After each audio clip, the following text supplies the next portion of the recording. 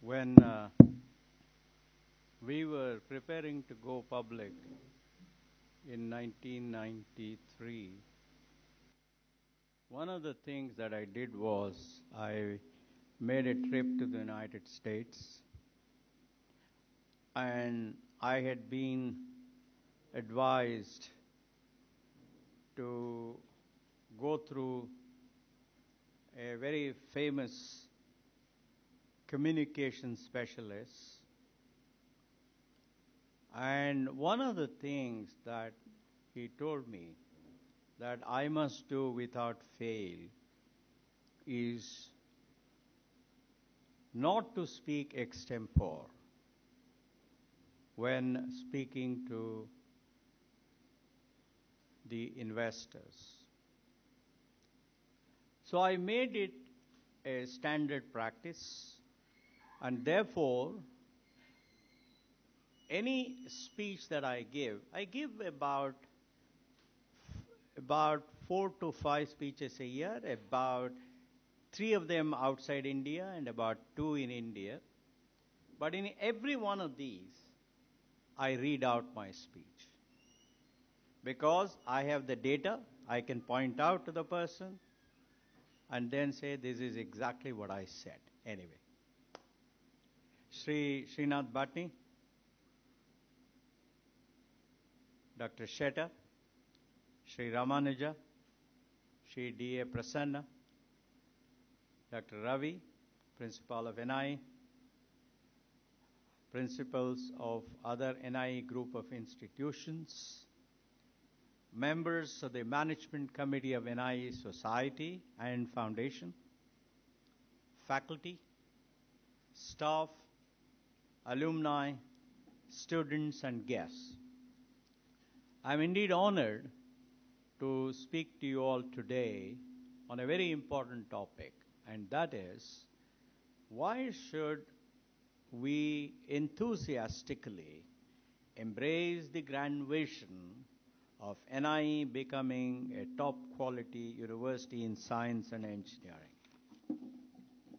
Let me first trace the history of modern universities.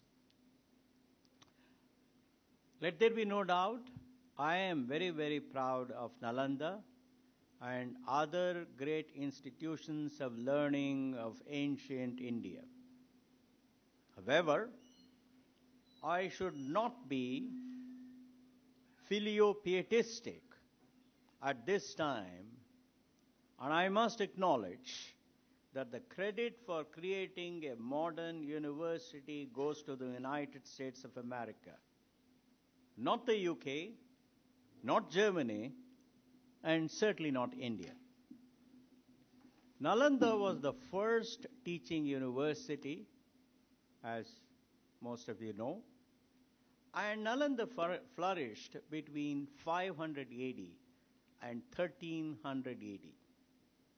Bologna in Italy, founded in 1088 AD, is the oldest surviving teaching and currently teaching and research institution.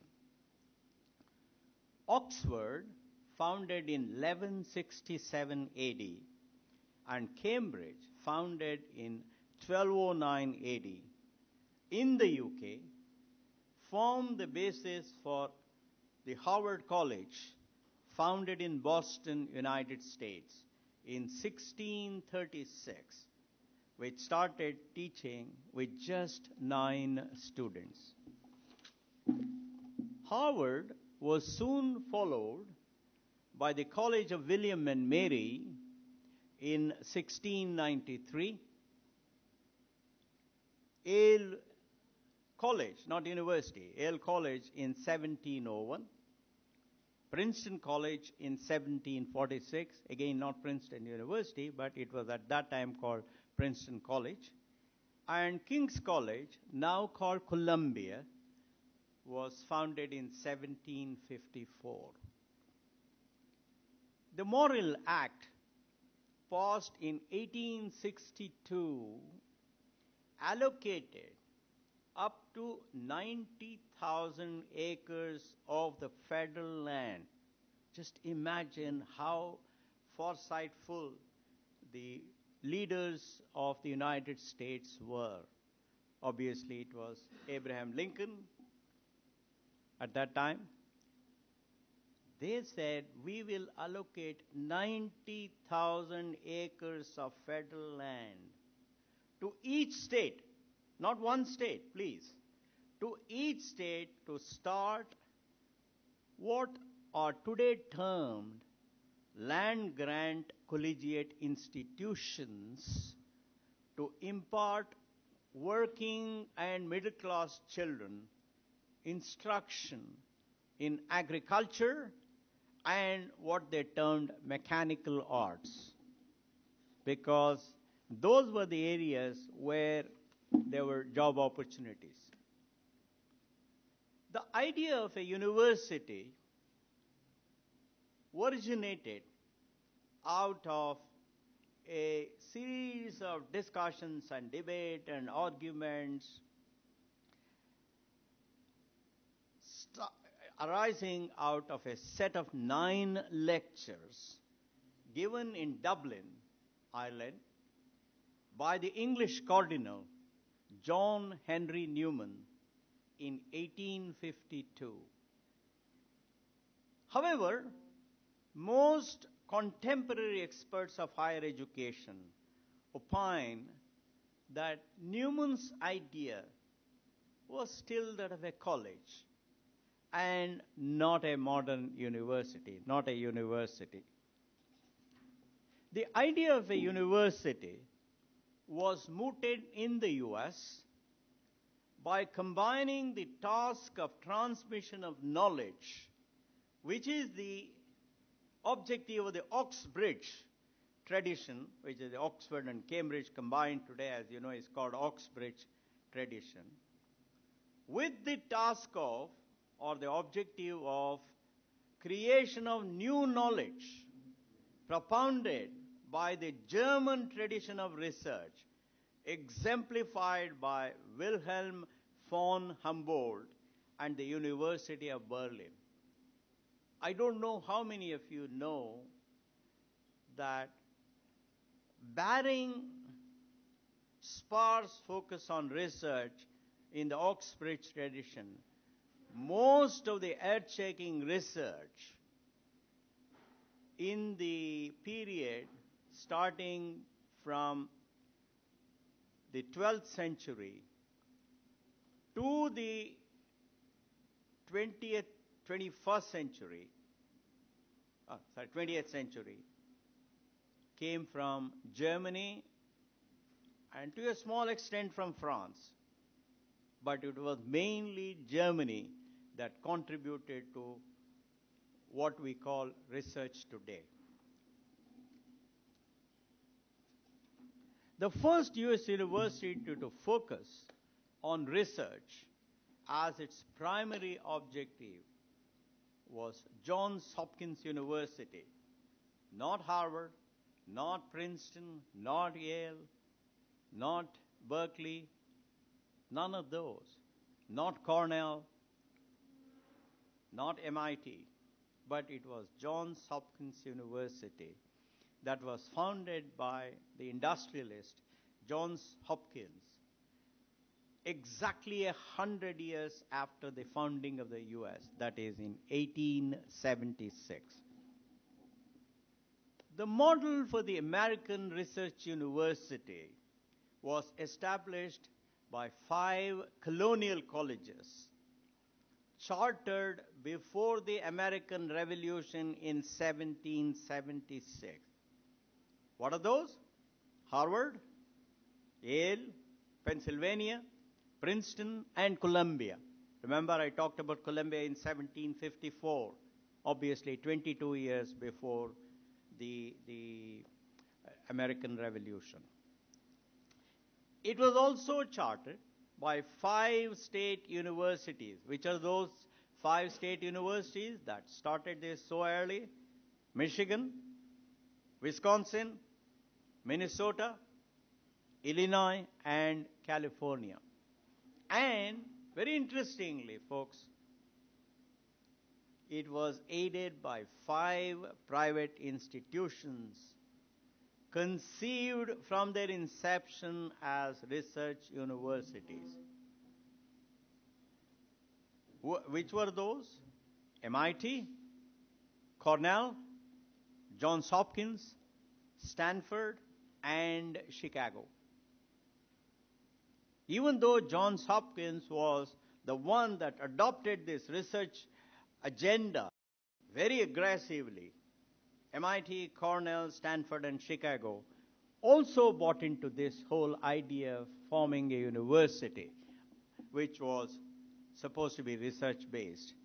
This statement is according to Roger Geiger, a very famous person in the history of education in the U.S. It is very, very important for us to remember that 6 out of these 15 gold standard educational institutions are land grant institutions, as I pointed out.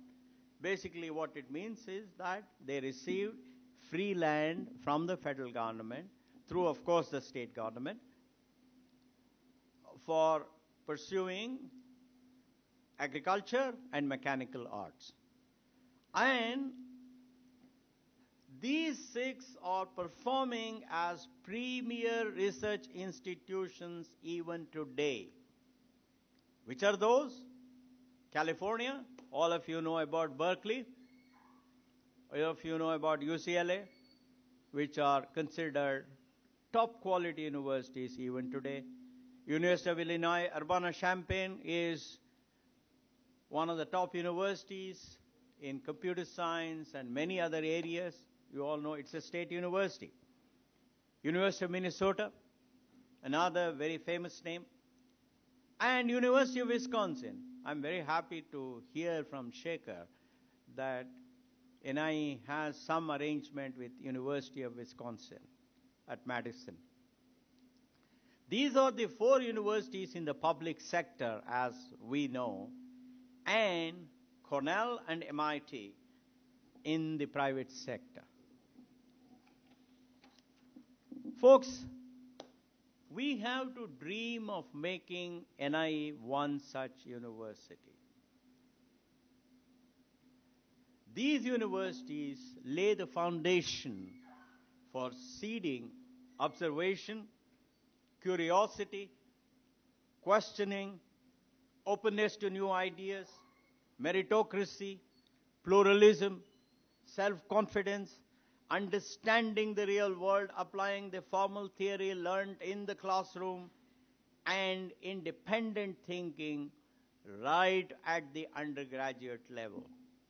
That, I find, is what is unique about these 15 grand universities or gold standard universities that I talked about.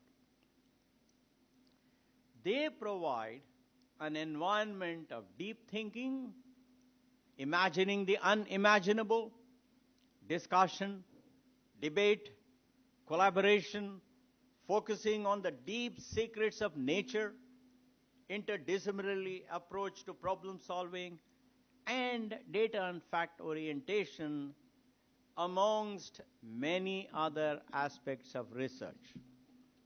That is, primarily graduate studies. Thus, the objectives of a university are twofold. First is guiding the students to reach the frontiers of knowledge in any branch of science, engineering, medicine, social sciences, arts, and through teaching and practice. That's the first path. That's really what undergraduate education is all about. Through teaching and through practice in the laboratories, primarily. Some of these successful students who complete their undergraduate degree will go to the real world and apply the knowledge required in their education at the university to make life better for society. This is the primary task of technology, as we all know, is to make life, quality of life better for human beings. That's what technology, applying the knowledge of science. Now there is a second path.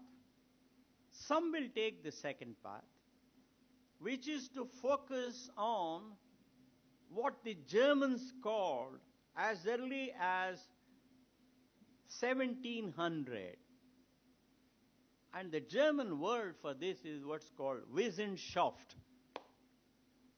Wissenschaft means pure learning or knowledge for its own sake.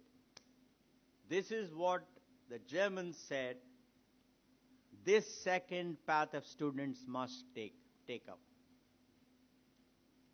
The undisputed leadership of the U.S. universities is the successful integration of teaching and research models, and of course the later support given by Vannevar Bush, who was a professor at MIT, and then he was presidential advisor to release the power of science and technology to better harness for the people of the U.S. I mean, you all know about Vannevar Bush. I don't need to talk about him. Some of you will naturally wonder, why should anybody bother about knowledge for knowledge's sake? Does it really make sense? Why should we worry about fundamental research at NIE University? Let me elaborate a little bit. You all know very well that science is about unraveling the secrets of nature and understanding reality around us. That's what science helps us to do. For example, physics answers questions like, why is the sky blue? Why does an apple fall?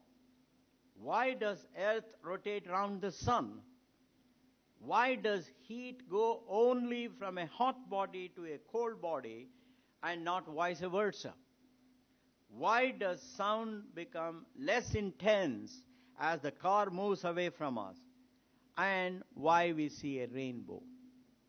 These are all the questions of nature that are secrets of nature that we can understand if we use theories of science. On the other hand, engineering is about using the power of science to remove constraints of nature and make life more comfortable for human beings. Let me remind you the words of Edward Teller, that the science of today is the technology of tomorrow. For those of you somewhat skeptical about the use of fundamental research, let me give you some examples of how they have become very useful. And I am sure most of you would know, but this is for the sake of some of you who may not, but I'm sure it's a very, very small fraction. Quantum theory, invented by Max Planck, Albert Einstein, Niels Bohr, Max Born, who we were lucky to have had him at the Institute of Science when the Germans, when Hitler drove him away from Germany. He came and settled down for a few years in Bangalore at IISc, thanks to Sir C.V. Raman. Paul Dirac, Werner Heisenberg, Wolfgang Pauli, Erwin Schrödinger, John Bell, John Clauser, and Richard Feynman, is what has made the transistors, lasers, nuclear energy, and DVDs possible today. Without the understanding of quantum mechanics, these things just could not have happened. It is fair to say, therefore, my friends, that we would have been back in the 19th century without quantum mechanics. Now let me get to another example.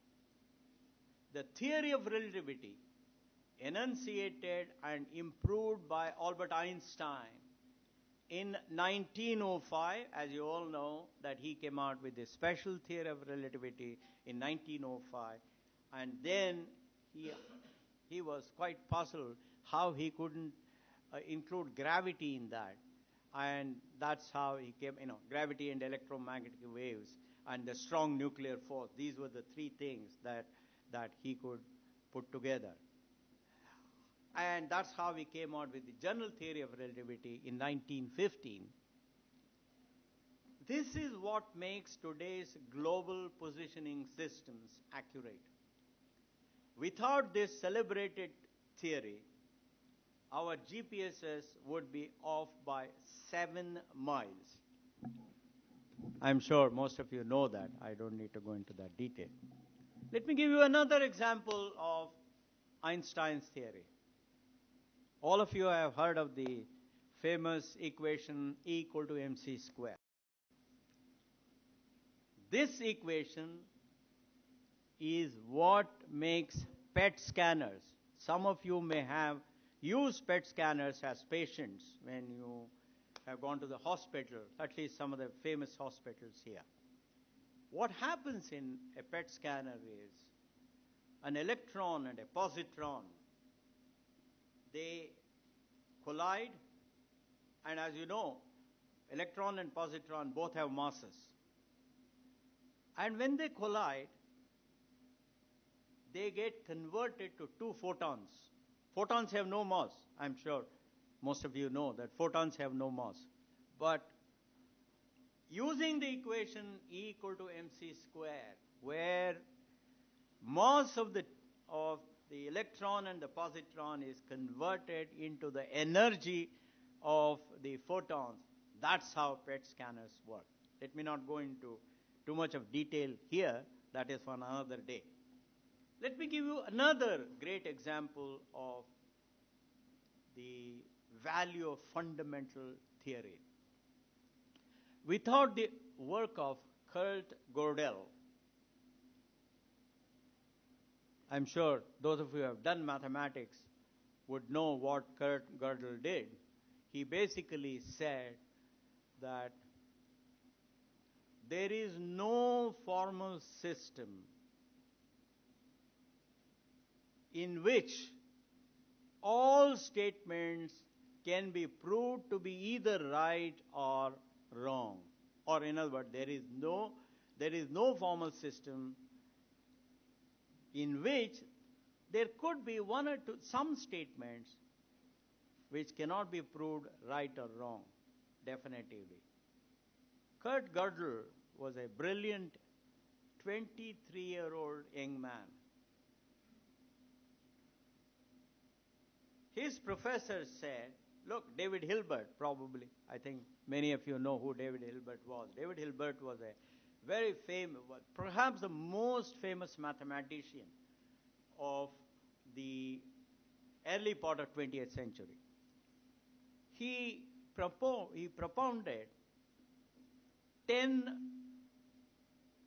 fundamental problems in mathematics at the Paris Conference of the Society of Mathematicians in 1910. And one of them, he said, formal systems, in a formal system, you can prove or disprove any proposition. Kurt Gödel's professor said, young man, do you want to have a crack at this tough problem? Professor, Hilbert has said this is done. This young man worked on it and he disproved that. Alfonso Church is a very famous logician who worked at Princeton University. And Alan Turing, the father of computers, he used the theories of Kurt Gödel and Alfonso Church and came out with his concept of what is called universal Turing machine. I don't want to go into that. That's for another day. We can discuss that. And John von Neumann. John von Neumann was the person who constructed the first working digital computer. John von Neumann is probably the most versatile scientist.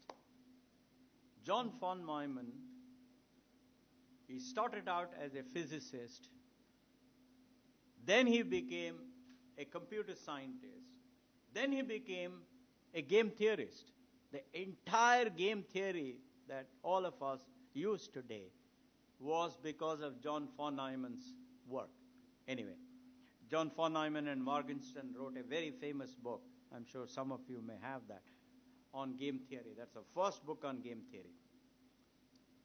Without the work of these wonderful people, we would not have had computers that are so ubiquitous and so critical to our existence today. Without the now let me take the fourth and last example. Without the celebrated theories of James Maxwell and Claude Shannon, the world would be a dark and disconnected place. And I'm sure all of you know that James Maxwell was the person who came out with connecting electricity and magnetism through his famous equations, right? I think at least some of you, the students, will remember, some of the teachers will remember Maxwell's equations. Basically he used vector calculus and differential equation to connect these two. And Claude Shannon was the guy who made the fundamental discovery in information theory. And thanks. Without these two, we would neither have had electricity nor communication channel, not telephone or television or internet, any of these. Now let's remember the apocryphal words of Michael Faraday, the inventor of electricity. When asked by William Gladstone, the then Chancellor of Exchequer of Britain, what use was electricity, Faraday is supposed to have said, "Sir, you will one day be able to tax it." As you know, he was the Chancellor of the Exchequer, the Finance Minister of UK. He didn't know how to explain electricity to William Gladstone. He said, "Sir, don't worry, sir, you will be able to get some money out of it." For those of you interested even more in the reading about how fundamental research could be useful, I would suggest that you read the book, The Usefulness of Useless Knowledge. This is a book written by two people, Robert Flexner. Robert Flexner was the person who founded the Institute for Advanced Study at Princeton. That is where Einstein worked, that is where Kurt Gödel worked. Today Edward Witten, one of the proponents of string theory, works there.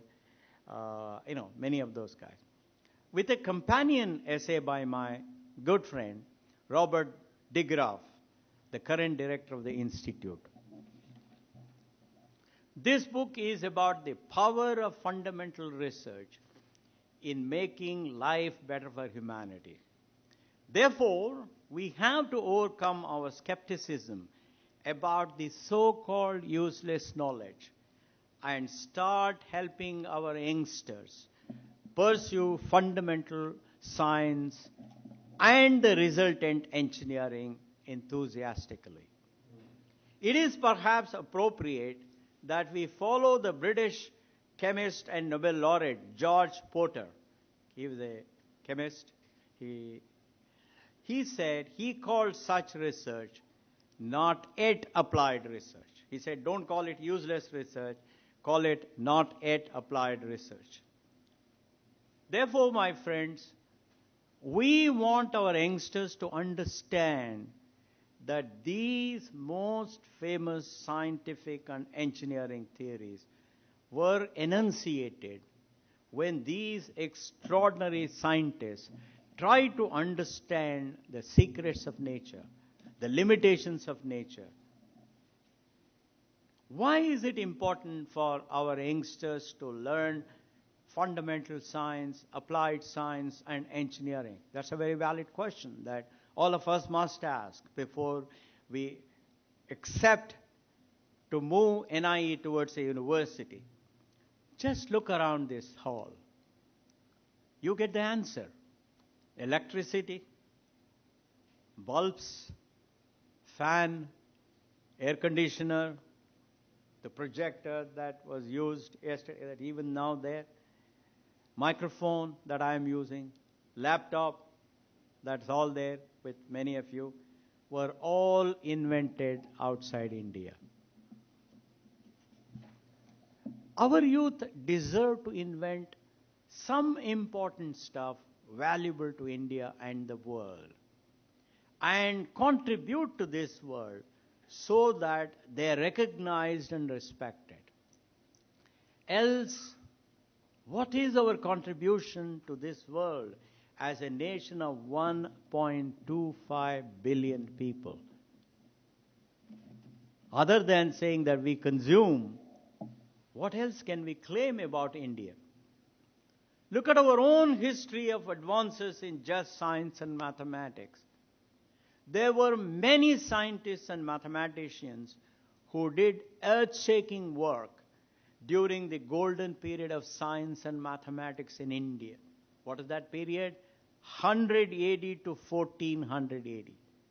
The last major work in science and mathematics happened in India in 1400 AD. It's sad, but that's the way it is. The scientists and mathematicians of the golden era of Indian science and mathematics were some of the deepest and most original thinkers of the world of that period. There was nobody else in the world who could claim that they did better work than what these Indian mathematicians and scientists did.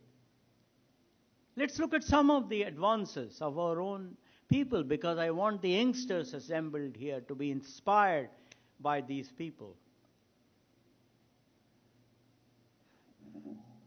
The scientists and mathematicians of the golden era of Indian science and mathematics were some of the deepest and most original thinkers of the world of that period. Let me take a few examples. Aryabhatta, 476 AD to 550 AD, produced what is called Aryabhatiya. I think some of you would certainly know. His most influential work of that time, and introduced ideas on planetary motion, quadratic, simultaneous, and indeterminate equations. Area of a triangle, he computed the area of a triangle in 490 AD or so. Just imagine 490 AD. Somebody computing the area of a triangle. Shape of the earth. He was the person who predicted the shape of the earth, because there's no way of knowing it. And he was also the person who gave the reason of why we have days and nights. Brahmagupta, 598 AD to 665 AD. He enunciated rules to compute with zero. Till then, nobody could say 0 times 100 is 0. Nowhere in the world, not in America, America was not discovered at that time, not in Europe, no country, not France, not Germany, nowhere. People, not Arabs, nobody could say 0 multiplied by anything is 0. That is an extraordinary insight. He also computed squares and cubes of integers. And he enunciated rules for dealing with fractions. Folks, at that time, no Westerner ever knew what a fraction was. But this gentleman, 1400 years ago, or 1450, 1500 years ago, he spoke of fractions. Let me get to Bhaskaracharya. Bhaskaracharya is from Bijapur. Yesterday, we heard Dr. Prabhakar Kore speak about the fact that he came from nearby Bijapur. He lived between 14 AD and 1185 AD. He died at the age of 71. He worked in calculus, in the area of calculus. Remember, we all know calculus as having been invented by either Newton in England or Leibniz in the continent. But Bhaskaracharya's work predated both of these people. This is another extraordinary role model for our children. Now let me come to a final example. Madhava, 1340 AD to 1425 AD. He lived, of course, 85 years. He demonstrated the power of his virginal thinking in using infinite series for approximate computation of some trigonometric functions. Sine, cosine, tan. He used the power of infinite series to compute these trigonometric functions. By any stretch of imagination, these were the most leading edge ideas of that time. The conclusion, therefore, is that our youth of today is quite capable of original thinking if we, the elders, can create an environment that encourages such adventures of mind. There are even more important reasons why our youngsters have to be encouraged and equipped to become contributors to solving huge problems that confront us every day. India probably has more problems facing its citizens than any other country in the world.